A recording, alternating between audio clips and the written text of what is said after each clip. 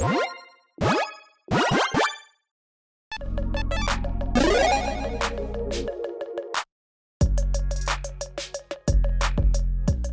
everyone, Mitch coming in for the Compare Scores Studio. Welcome to the show.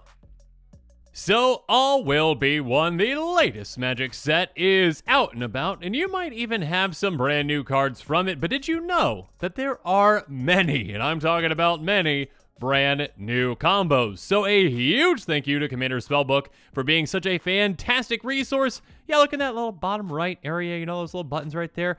All Will Be One combos. Yeah, let's click on that and talk about the brand newest, most excitingest, most awesomest new combos.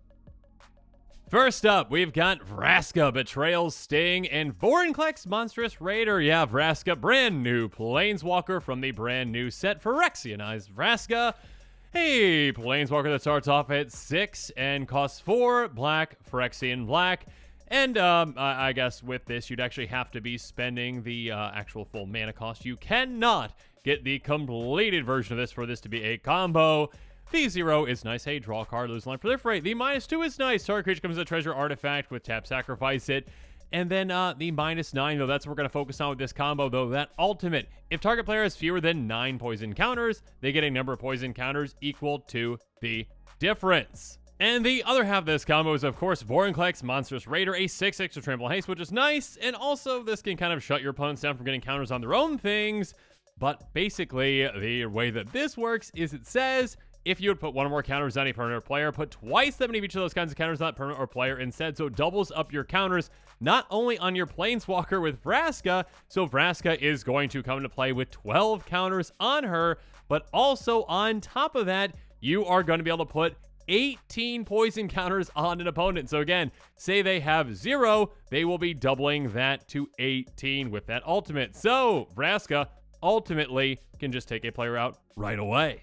And with these combos, actually, I am going to show you just how awesome this website is, because if you click on the combo, it does break it down for you. It says the prerequisites of what has to happen, the steps, which I already went through, and the result, and also on top of that, the metadata. How many decks on EDH Rec are currently using this combo? So yeah, make sure you use this fantastic resource. And with that, let's move on to the next combo.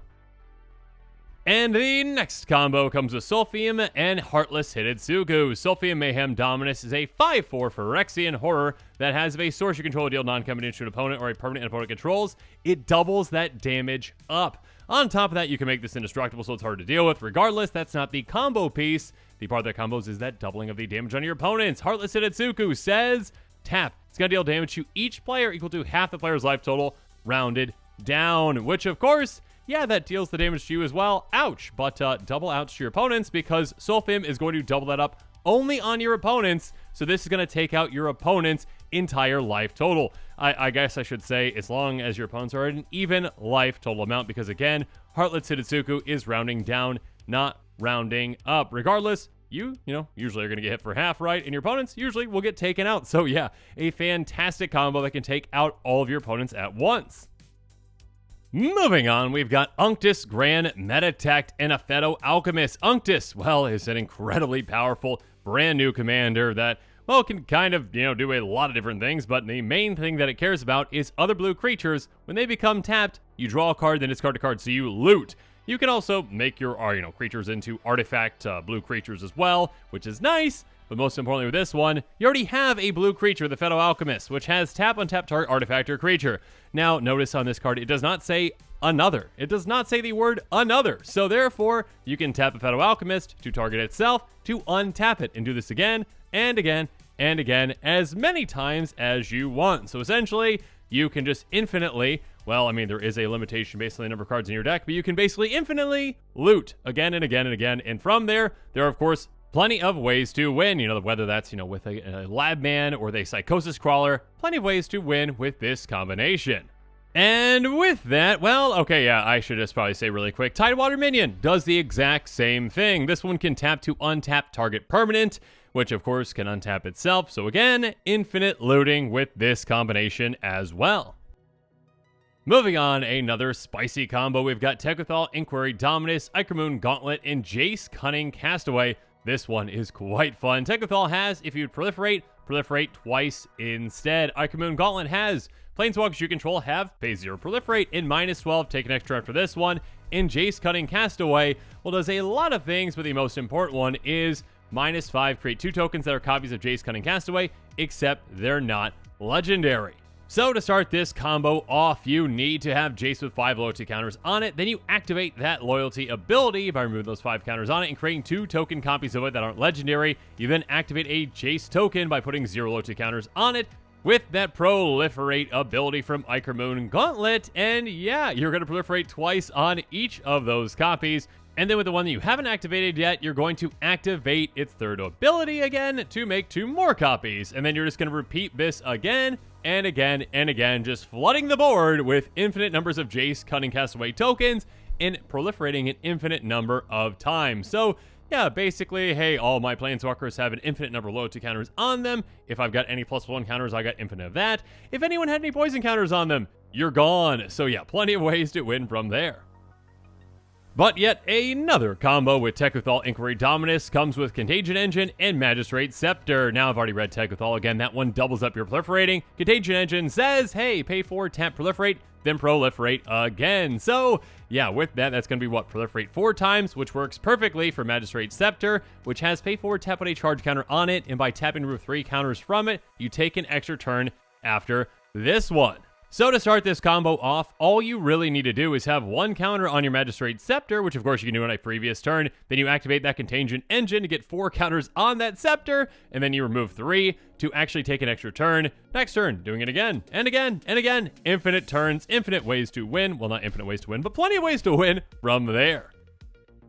Next up, we've got a very spicy card with a very spicy combo. We've got All Will Be One. Yeah, the set's name. There you go. It's on a card. Here we go. Enchantment. Whenever you put 1 or more counters on a permanent player, All Will Be One deals that much damage to target opponent, creature an opponent controls, or planeswalker an opponent controls. And this comes with the Red Terror, which says whenever a red source you control deals damage to 1 or more permanents and or players, put a counter on the Red Terror. Here's the thing. So yeah, let's just have All Be One deal 1 damage, essentially. And then, hey, Red Terror's like, you know what? You're a red source. Cool, I'll get a counter on myself. All Be One, like, oh, cool, you put a counter on something. Great, another damage. And then it just keeps doing this again and again and again. Basically, hey, infinite amounts of damage to, well, I mean, anything. And yeah, your opponents most importantly. So your opponents are taken out with this awesome combo. And in a somewhat similar way, All Will Be One also combos with Quest for the Pure Flame, which says, whenever a source you control deals damage to an opponent, you may put a quest counter on Quest for the Pure Flame. And yeah, you can remove those counters, but don't, because you don't need to. So basically, you get a source that you control to deal damage to an opponent, then Quest for Pure Flame gets a counter on it. All Will Be One sees that, dishes out a damage, Quest for Pure Flame gets another counter on it, and you see where this is going, infinite damage to your opponents. And one more time, yeah, this also combos with War Elemental. Yeah, plenty of combos with All Will Be One. War Elemental has, well, when it comes to play, sacrifice unless the opponent was dealt damage this turn, so don't do that. Don't play unless you have an opponent's dealt damage. And on top of that, whenever damage is dealt to an opponent, you get that many counters on War Elemental. So again, you just need to deal 1 damage to an opponent, or anyone deal 1 damage to an opponent, essentially, get a counter on War Elemental, and start this party off. Again, infinite damage to all of your opponents. Next up, how about Venzer Corpse Puppet in combination with Throne of Geth and Dross Scorpion? Venzer has, well, whenever you proliferate, choose 1. If you don't control a creature named the Hollow Sentinel, create the Hollow Sentinel, a legendary 3/3 colorless Phyrexian Golem artifact creature token. And also, target artifact creature control gains flying and lifelink until end turn. No, we're not going to be choosing that one. We're going to be choosing the first one, because we also have Throne of Geth, which has tap, sacrifice, an artifact, proliferate. And again, the Hollow Sentinel is an artifact creature. Draw Scorpion cares about that because it says whenever it or other artifact creatures put a graveyard from play, you may untap target artifact. So the combo works like this. You tap the Throne of Geth to sacrifice another artifact creature. That artifact creature dies, triggering Draw Scorpion to untap Throne of Geth. You resolve the Throne of Geth ability, causing you to proliferate. When you proliferate, Venzer is going to trigger, making a 3/3 legendary artifact creature token that you then are going to sacrifice with the Throne of Geth and do this all over again and again and again. Infinite proliferate, infinite ETB, infinite LTB, infinite death triggers, infinite sacrifice triggers. But speaking of another combo involving tokens, how about Vishgraz, Nim Deathmantle, and Ashnod's Altar? Vishgraz is going to enter the battlefield and make you 3/1/1 Phyrexian Might artifact creature tokens. Nim Deathmantle has, whenever a non-token creature is put in your grave from the battlefield, you can pay 4, and if you do, return that card to the battlefield and attach Nim Deathmantle to it. And on top of that, Ashnod's Altar, an incredible sacrifice outlet, a free sacrifice outlet that says, sacrifice a creature, add colorless to your mana pool. So this combo is pretty straightforward. You sacrifice Vishgraz and the 3 tokens to the altar. You then utilize the Deathmantle to bring back Vishgraz, making 3 more tokens. Then you sacrifice those and Vishgraz again, and again, and again, and again. Basically, you're making infinite creature tokens, infinite colorless mana, infinite ETBs, infinite LTBs, infinite death triggers, infinite sacrifice triggers, all of the infinite things. Plenty of ways to win from there. Moving on, how about Mondrak, Glory Dominus, Marneus Calgar, and Ashnod's Altar? Yeah, we are not done with that altar just yet. Mondrak has, if one or more tokens be created under your control, twice that many of those tokens are created instead. Marneus Calgar has, whenever one or more tokens enter the battlefield under your control, draw a card. And on top of that, pay 6, make 2 2/2s. Then Ashnod's Altar, of course, again, sacrifice outlet, sacrifice a creature, get 2 mana.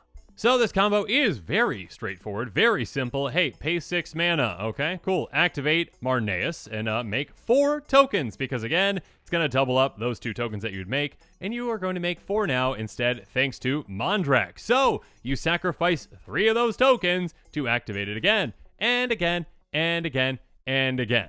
While this is happening, you're, of course, drawing your deck because of Marneus, so, yeah, basically, near infinite card draw, basically near infinite tokens, near infinite colorless mana. You've got plenty of ways to win from there when you've got a ton of mana, a ton of tokens, and basically your entire deck in your hand. Plenty of ways to win, indeed.